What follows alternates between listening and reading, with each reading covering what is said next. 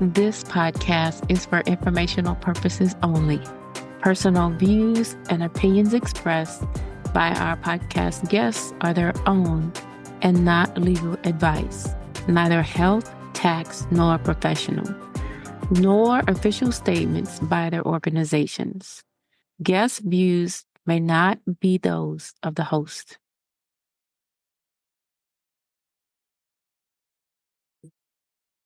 So, hello and welcome to AI or Not, the podcast where business leaders from around the globe share wisdom and insights that are needed now to address issues and guide success in your artificial intelligence and digital transformation journey. My name is Pamela Isom, and I'm the host of this podcast. And we have one of those special guests with us today, Victor George. Victor is a leading strategist in regulatory risk and ethics and a principal consultant. Victor, your experience is absolutely incredible. I thought it would be a good idea to spend some time talking to you today, sharing with us your experiences. And so welcome to AI or Not. Oh, yeah. Thank you, Pam, so much for inviting me on. Seeing you, connecting with you and our shared backgrounds and stories has just been a privilege in itself. So I'll just share about myself. I am, as I said before, where ethics, governance, and audit meets.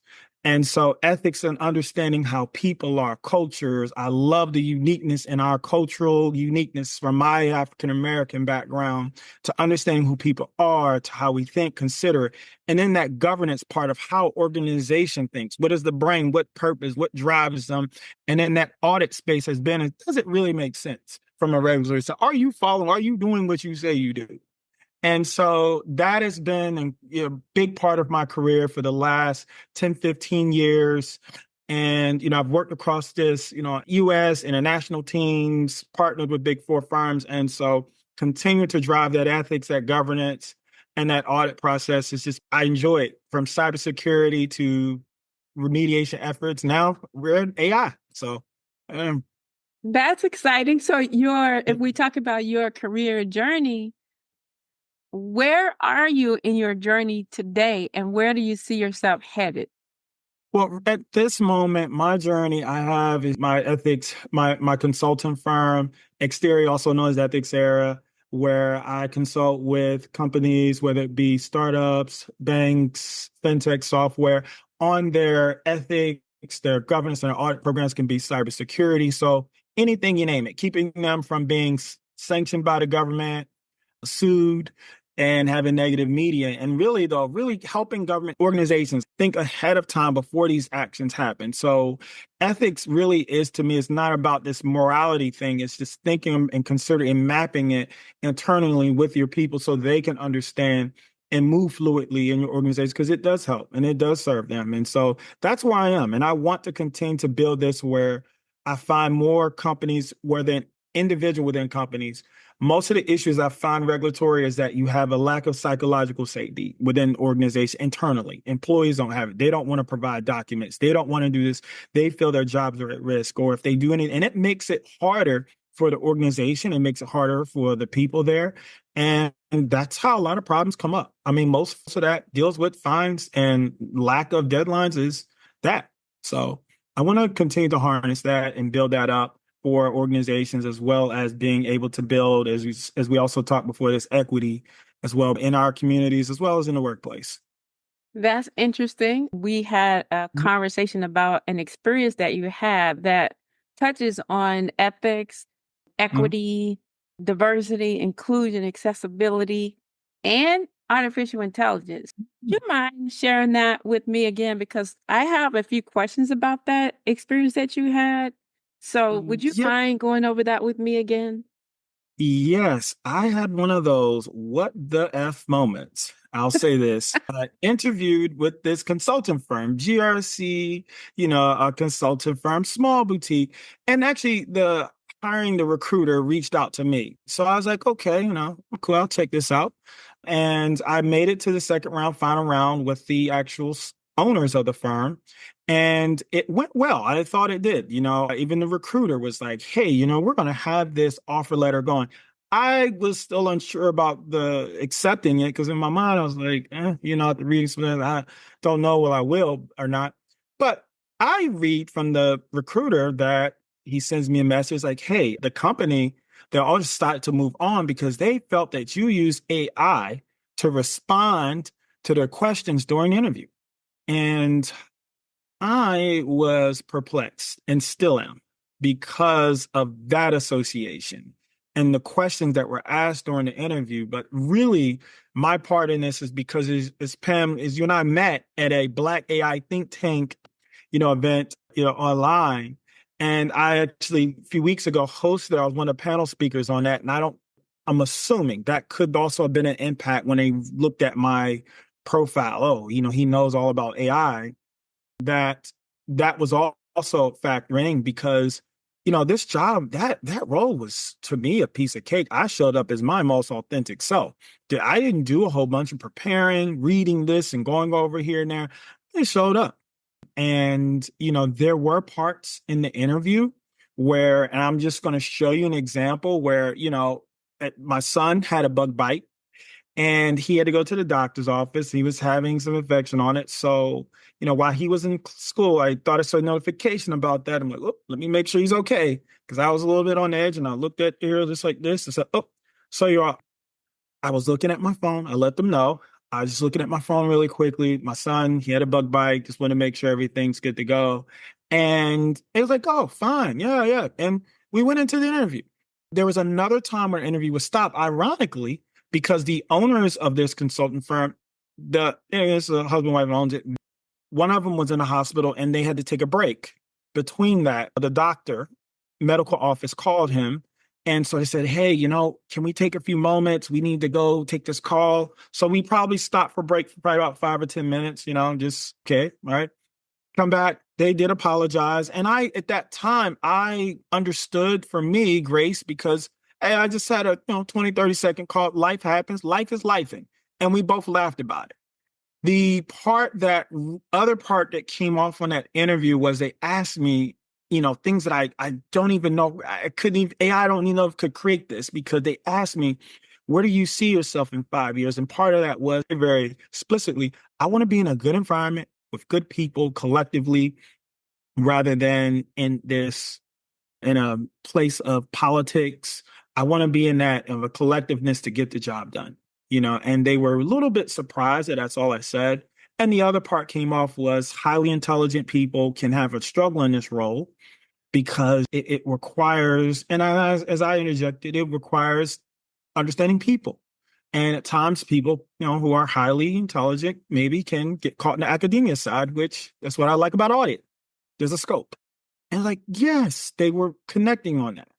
Very specific work instances, like, building cybersecurity programs, helping organize this that I gave in my experience. So, I don't know if AI can come up with my experience helping build a cybersecurity program or challenges I had with my managers where they were stressed and how I was able to manage that conflict and, get to the point where and if you look on my LinkedIn, I have a recommendation on that too, because of that.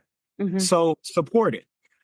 So the recruiter also used this word verbatim, odd, on their reasoning for that. Because his reason was like, hey, what did y'all do? What did you do in the interview? And just like this here is a video interview, I'm looking directly at you.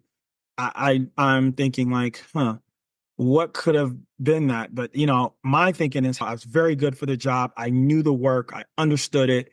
And the other part was, why would I take this job with my law degree? Because as I didn't mention this, but I do have a law degree.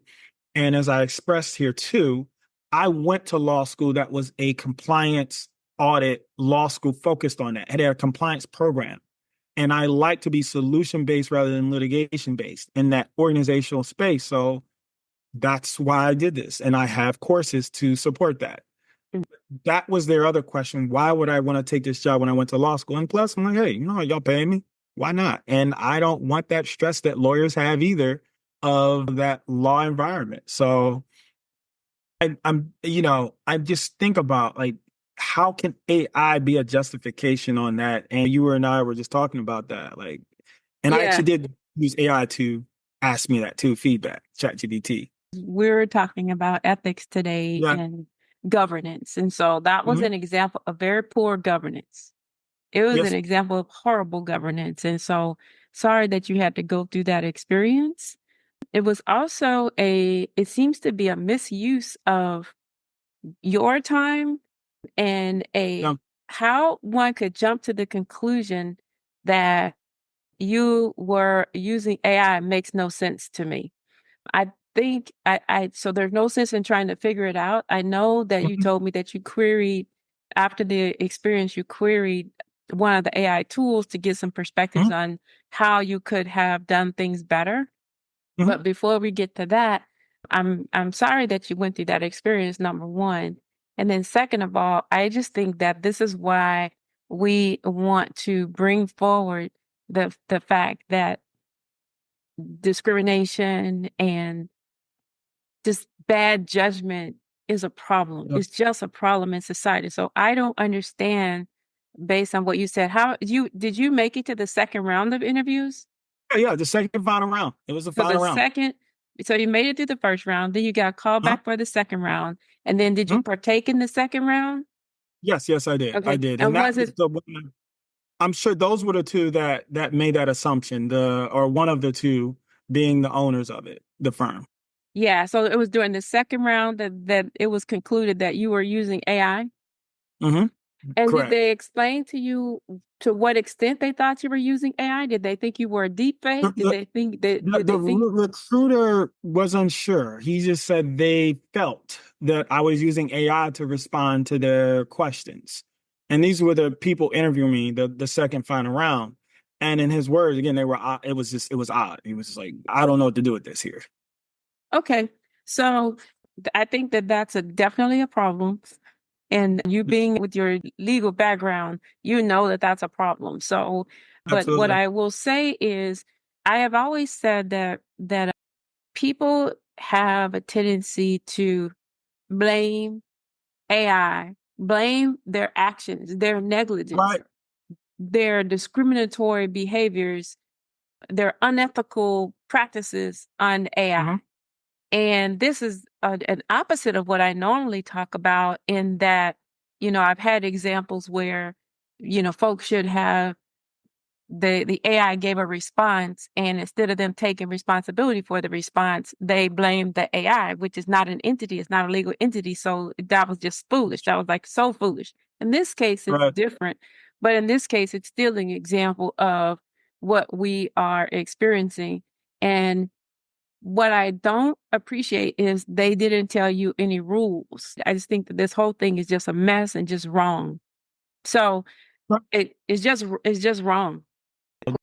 But I'm very concerned about AI is supposed to improve our lives so that I can spend and have a good time, a good life with my family, so I can work well and not be overwhelmed. Why is this now a problem? Now we're using AI against us. AI is supposed to enhance our lives. And that is where I'm really concerned at, where if someone else is going to be accused of in an interview that may have needed the job. That's my thing. I didn't need it. That's where I'm at.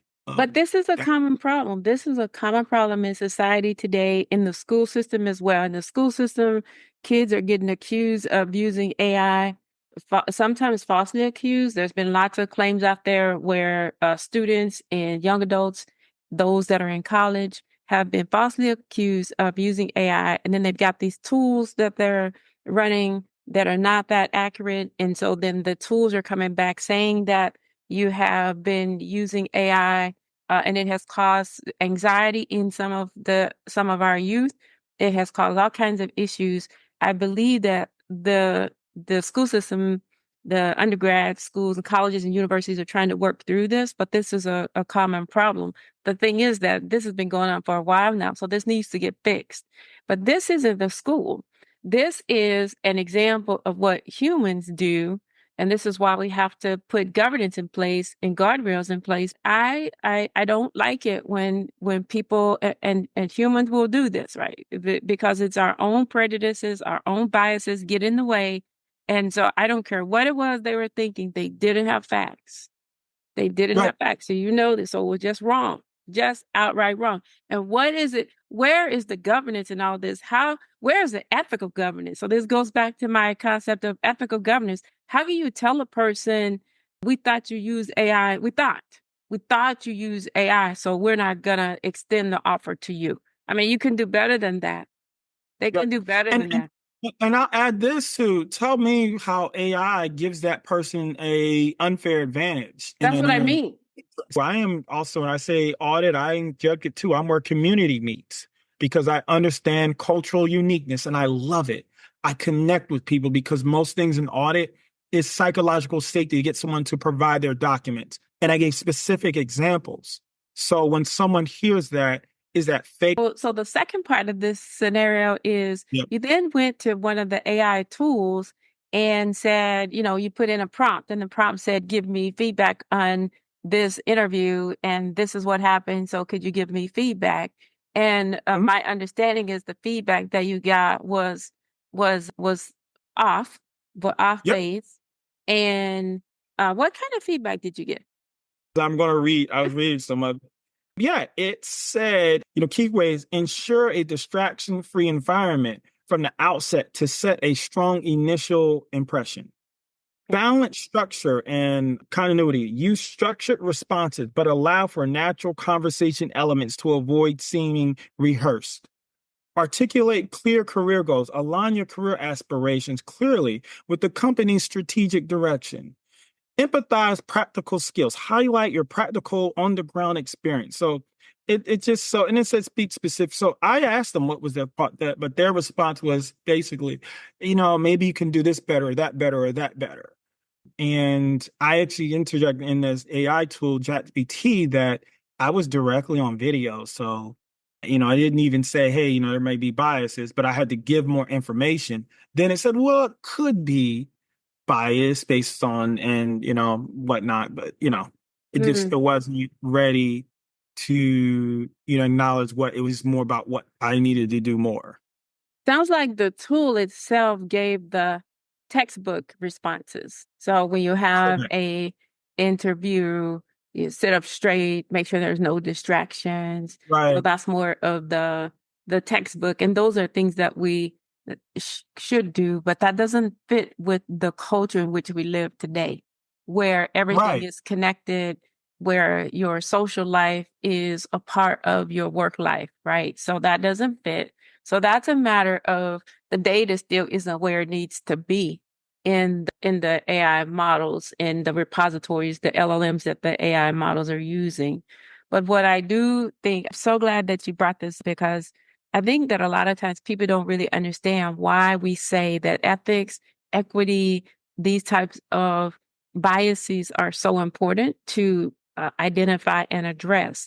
And they also don't understand how this carries forward into the models. So that mindset, the attitude that you experience can carry forward into the models. There's plenty of instances where things have carried forward. So what I don't know is exactly why they responded like they did, and we don't want to jump to conclusions. But what I do know is you don't tell a person they're going through the interview, they make it to the second round, and then I just think it's poor governance, poor ethics, just poor everything to tell somebody, well, we didn't extend you the offer because we thought you used AI. That just sounds so weak. And so I would ask that we as leaders of GRC and things like that, that we help organizations understand, help people understand that we set the guidelines up front, let folks know, and we understand that you're going to be human. My instinct says you wouldn't have took the job anyway. So despite all of that, you wouldn't have took it. You wouldn't have been happy if you did take it. You would have been there for a minute and gone. So that's the instincts about it. So yeah, I appreciate you bringing it up because the thing for us is to help people understand why paying attention to how we treat others, how we do that carries forward as data in the models. Right. And I agree. And, I had this is that, because I'm human and now I can want to second guess myself. Did I say this right? How can I not be associated with an AI tool? Now that, it creeps, subconsciously. That's just stress we don't need. Right. And, because now these AI tools, and we're going to talk about this before on investigations, which I was going to say how that could create bias, but it's now I'll be in my head. Did I say this right? Did I do this right? And how can I not be seen as AI? How can I be real and be real, but not too real where I am a threat? So then there's another aspect of that, which now that it creates more, now AI is going to make our lives even more that kind of a thing where anxiety, stress, and now we're in a workplace, and that I believe you say AI not. If that's part of that's what's going to lead to, I'm on AI not, that not. And so, I'm saying AI now, but AI not, if that's what it's going to be. I Um, hear you. I because understand. it's supposed to enhance ours, but that's not AI's fault. That is people, and that is people, and that is the configurations based on that, where how those thoughts, concepts, consciousness, ethics, as you say, and I've said this too, ethics is we use that term too broadly. Ethics is a set of principles and values based on from that be unique from one group or another.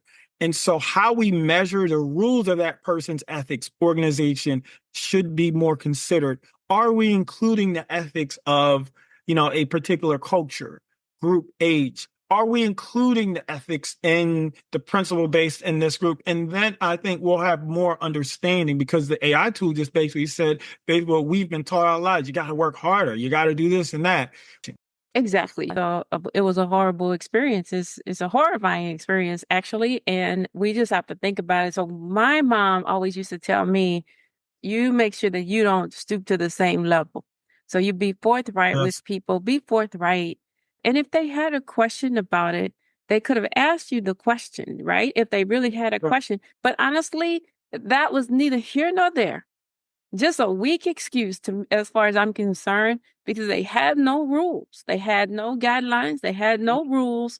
And I don't think anything is said that you can't do research before you speak, even though you weren't doing that. I don't think there is anything that says you can't do research or refer to your notes in the Mm-hmm. middle of an interview. So that's just nonsense. I I want to make a note. I'll tell you something. So one of the things that we've done in my organization is we've created this ethical governance framework. Mm-hmm. And this ethical governance framework brings together cybersecurity and AI and privacy principles, right? So we put them all together. And so we've got these 14 pillars, and it's called this ethical governance framework. And at the very front of this is values. Where are the values? So, because what I feel like is ethical values are not there, right? Ethical values aren't there. And so, for many. And so that seems to be taking priority for many, right? The to be unethical. So we lay it all out. And so when I get some time, I'm going to share this with you, because maybe we can look at how we convey this even more, because it's a serious matter. It's not just something to talk about, it's something to pay attention to. But I blend cybersecurity tenants and AI tenants and ethics all together and call it an ethical governance framework. So I'll let you take a look at it. You can give me some feedback I, on it. Oh, absolutely. I'd love to, because as we said here too, with a lot of cybersecurity issues, and we're talking about GRC. GRC was, CISOs didn't know this. They want to say now GRC's, but GRC's always been the same. It's just that we didn't understand. They didn't want to connect or tie the technical aspect to that broader picture of what ethics and governance looks like. Now they're doing it. And so no matter how technical we're getting with AI, if we're not, like you're saying here, getting to the principles and ironing out and measuring what that ethics looks like, Mm-hmm. we're going to be using this will be incredibly costly to people such as ourselves who are in other groups, or people who may not even have the proximity for people to share their truths. I've had many people before when I've interviewed who spoke English as a second language, had a Southern dialect and had an urban dialect, had a very Southern drawn dialect. And I appreciate it. That's their uniqueness. Okay, can you do the job? Can you Yeah. connect? Are you kind? Are you like those principles that, But you see in that example that you just gave, yeah, so let's say that there's a dialect, the AI models need to be able to process and conduct natural language processing and yes, process the various dialects and draw no conclusions and recommendations based on that dialect. But I yes, had a person that she, when we met about a year and a half ago, and one of the first things she said to me is, Pam, I think AI is racist. And I said, why do you say that? And she said, because the AI, she uses the voiceover. So she asked AI a question and she asked the question in English, although she's from a different ethnic background. And so she asked the question in English. Because she has a dialect, it responds back in her native language. So she's mm, upset because she says, I want you to respond back to me in English. And it responds back to her audio in her native language. Right. mm, So she said, I think it's racist. Is it racist? And I was like, no, it's not. It's oh, the way it was trained. It's the way they train the algorithms. good. It's how they train the models. And I spent some time explaining it to her. And I said, the thing for you to do is to send feedback via the tools to let them know that, hey, this is going on and the different languages are not being considered, right? So the different desires of people with different dialects and accents are not being considered, or it's drawing conclusions, and it's drawing the Correct. wrong conclusion. If I tell the model, I want you to respond back to me in English, I don't care if I have a dialect that my accent is some other culture. I want it back in English. Oh, yeah, yeah, that's a problem. That's a That's a training problem. issue, right? But the thing is that Yeah, we have to be mindful. So we talk about yeah. diversity of opinions, diversity of perspectives, multi-stakeholder Hmm. feedback and inputs. That's what has to go into the models. Because if not, Right, you don't take into consideration things that we probably wouldn't think about when you're testing the models and you're proving them out to right. ensure that they're going to deliver without introducing harm. So that's why I created the ethical governance framework. Absolutely. It's just that some of the models and AI tools that I've been testing out where, companies may reach out to me for their AI GRC tool that audits their cybersecurity processes. I've seen misses on how they reviewed the control design. And I'm like, okay, this doesn't create that psychological safety, that cultural awareness that the tool would have. So even from a lens of cybersecurity, GRC, a lot of the control designs we find, I found are inadequately mapped and Mhm. created, Mhm. and where it can customize to the organization's needs. So organizations want diversity, they want that in those tools so they can have adequate protection and the right governance in place to protect their from hacking and other threats involved. Right. If I think about your experiences and your background, you have a specialty in AI risk management in the anti-money laundering and fraud arena. Can you tell me more about that?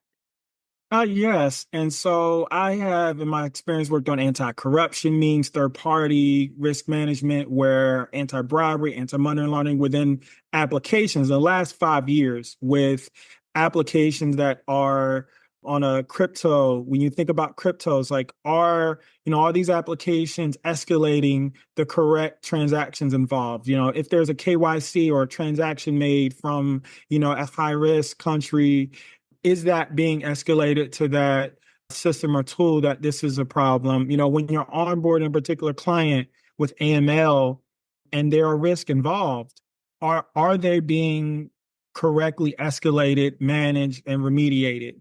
All those controls being remediated. And now with data transformation projects where, for example, like the OCC banking organization or regulators are telling the banks, look, your applications are inadequately covering managing these AML risks that are involved, because so much now we know with transactions are going and remittance are through many unique different means, from Cash App to wiring and all that to cryptos. And there's not adequately covering to manage those and safeguarding those risks from an AML standpoint. So, is your position in all of this to help organizations to understand the vulnerabilities in the AI, or tell me more about how you're working with organizations in this capacity? So without the AI part, I've been doing some beta tests. And I want to say that because I do not think that AI is ready yet for that. Okay. I'm not ready. No, I'm like, no, because it's going to create more problems, and we're going to overly depend on that AI tool to create a beta or this synthetic auditor who is going to be reviewing the controls in place. And so I don't think the tools are quite there yet. Now, from what I'm doing is I've worked directly on KYC, anti-money efforts, investigations, and now I'm working on the applications that review it. And so configuring it and opening up how the tools or what information is being pulled in it can be from transactions, from personal information, data, how the data set, how the rules are being applied that escalate, that trigger an escalation result, a red flag.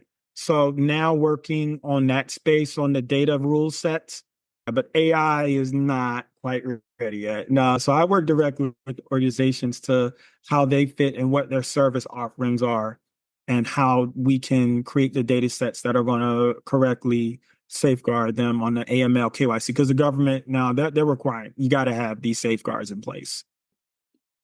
So, when it comes to anti-money Mhm. laundering and Uh, fraud, are they uh, using AI at all, or is it more? And you don't recommend I haven't seen it yet. I don't recommend it. Not now. I have worked with some service providers on that, and particularly on that. I think it can help with certain, reviews that if you have such a large data set of tools that you're reviewing, it can help assist and give you a guidance of what to look for. But I'm still not comfortable yet on solely relying on that as we would, on a technical tool software. I'm not comfortable yet with it. Okay. I was reading, there's some documentation out there that says between 2 and 5% of global GDP, that's up to $2 trillion, is laundered each year. Yep. That's a lot Yep. of money. And it says Yes, um, these cash flows cost financial institutions up to hundreds of millions annually on anti-money laundering technologies and operations. So mhm, I think, as I know that the technologies are emerging every day, and I've been involved in conversations with people that, during the COVID crisis, there was mhm, quite a bit of fraud going on. It wasn't money yep, laundering, but it was fraudulent activities. And they use technologies like AI to help. It was just because there was so much information that they had to sort through. And this government was using it to, or this agency, it wasn't a government agency, they were doing work for the government. And they were using AI to help to look for commonalities and trends and sort through the massive amount of fraud that was going on. So I can see some mhm, use cases, but I hear you. I hear you saying, be careful with that, because we don't want to falsely accuse, but more so you need it to be accurate. You need your responses to be accurate. And AI is not to the place yet where the responses will be as accurate as we would like for something as significant as risk management in anti-money laundering.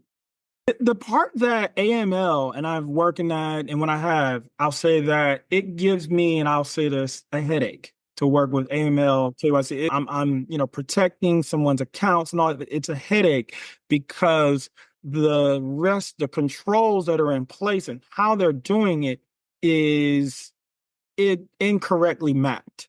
That is the biggest issue. It's very rarely And AML analysts will tell you this, AML experts will find that you have people who are coming from audit background, where from an audit standpoint, you are reviewing things in scope, and there's such a tight methodology in place.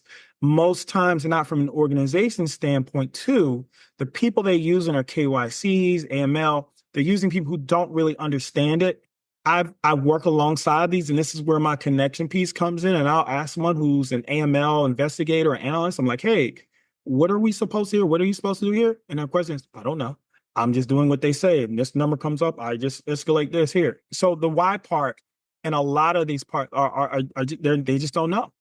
And Okay. so that's to me where I find the risk, the measures. So I think over time we overanalyze and we over consider, and it becomes a place of connecting that, again, like I said, with the people and those frontline workers and mid management and big picture. They're not correctly creating that program for their clients. And the fact that very little people understand audit in the way of the methodology, because it's a way of thinking for me, is, I would say, for me in my own experience, maybe 10%.